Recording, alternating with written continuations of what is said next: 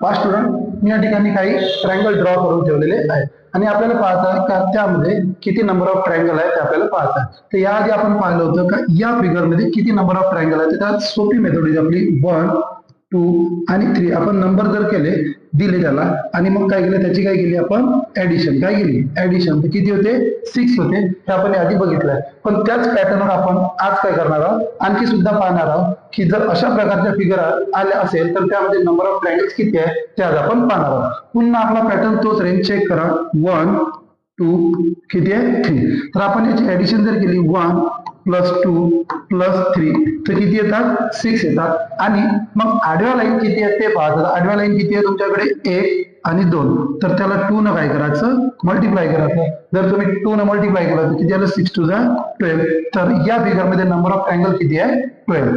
त्याच पद्धतीने आपण समोरची फिगर पाहू. पुन्हा पहा किती आहे 1 2 3 4 तर किती होते ऍडिशन करू आपण 1 प्लस 2 प्लस 3 प्लस 4 किती होते ऍडिशन चेक करा आपले 7 9 आणि 10 हे झालं ऍडिशन 10.